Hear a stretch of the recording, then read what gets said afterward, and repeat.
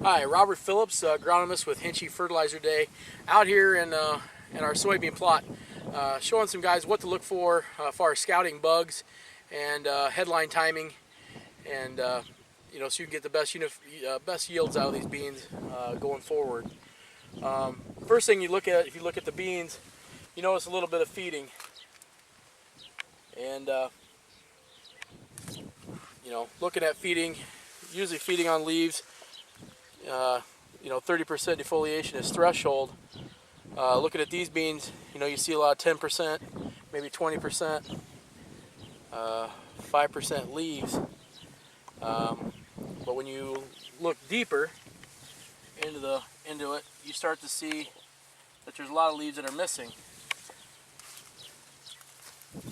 So there's probably a lot more feeding out here than what a guy realizes. And the pest that's doing that is cabbage loopers or clover loopers. And there's more and more of those out here this year than I've ever seen in any previous years. Typically this time of year we're looking for aphids, but the pest problem this year seems to be the loopers, and they seem to be defoliating us underneath our eyes.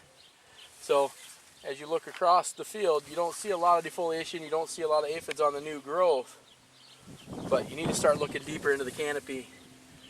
And I guess the other question I get is, when's it too late to treat? And I guess I look at a soybean potential, and we're probably sitting at full R3, probably pushing R4 on some of these soybeans. And we need to protect them, because really our yield potential, that extra 5 to 10 bushels, is going to be into that cluster of pods. We want those to put beans on.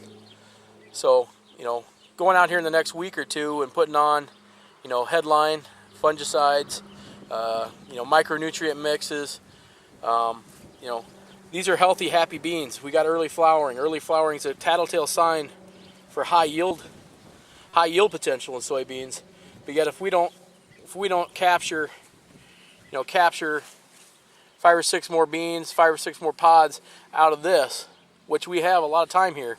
I mean, we're only talking July 20th. We got a lot to protect here. And, so it's time to feed these beans. It's time to knock out some insects. And a lot of them you can see, and a lot of them you can't see. But really, to find the loopers, you need to sweep.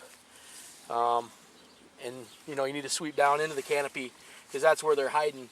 If you run a sweep net over the top of them, you're not going to find your pest. So we'll see if we can't find a couple of them here for you in the net. So what I like to do, come on down here into some new beans, and like I said, if you sweep up here, you're not going to get a lot of bugs. Okay.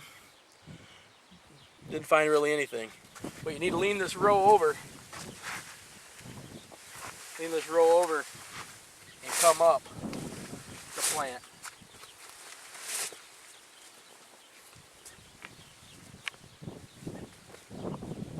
And of course you'll find a few more of your pests. And just looking at it, you would think, untrained eye, there's not a lot in there. But as you really dig deep into the bottom of the net, you find a few things out there.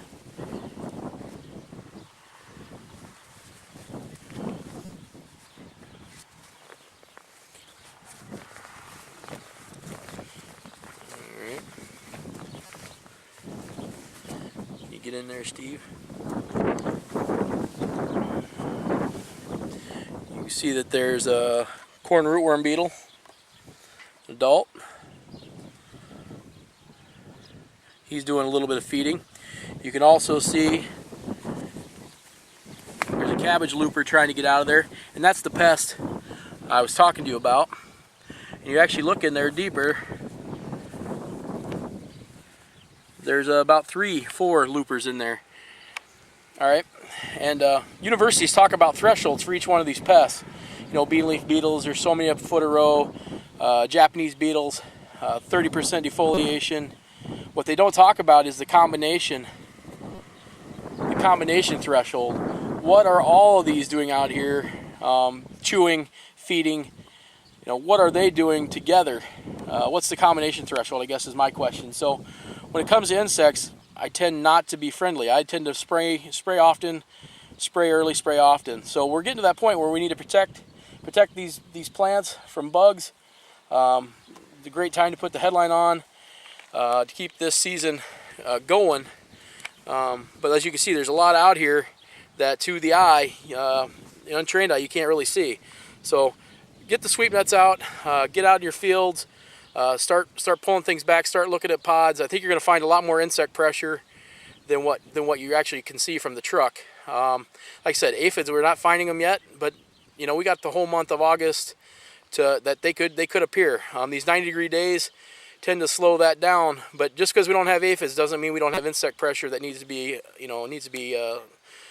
handled. So get out in your field, take some nets, get looking, because like I said, there's probably some things out here that we need to protect these beans. And like I said, with foliar feed and the fungicide, putting some of the mother mixes out, we need to add 5 or 6 pods. The other thing I noticed this year versus last year, Steve, we get down here, is there's a lot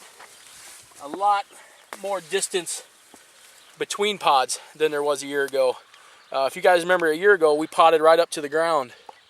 This year we're probably a good 4 to 6 inches.